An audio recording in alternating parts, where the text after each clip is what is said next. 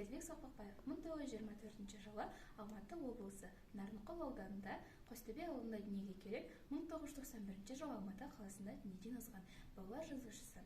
Ол барлық шығармаларын өзінің өмірімен байланыстырып жазған болатын. Балалық шаққа саяхат повесті бала мен жасөспірімдерге арналған повестердің бірі. Ол тек жазушының қаламымен ғана өңделген болатын.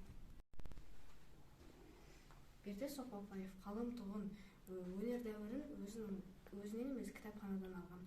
Ал қияметтей қиын қыстақты өзінен алған. Осы жайды жазған талантты ғалым Мұзафар Әлімбаев болды. Жаз жайлау, шұбала қонған киіз үйлер. Қанаттас бір ауылға апа мені жетелеп қыдырыстап алып келген.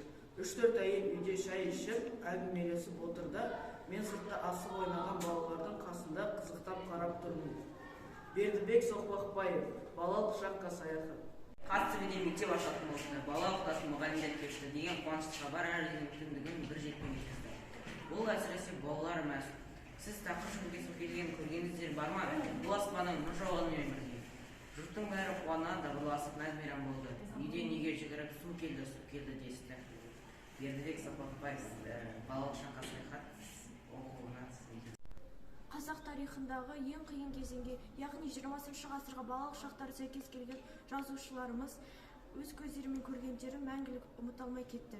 Бердібек Ыдырысұлы көптеген репрессияны, аштықты, соғысты көрген адам.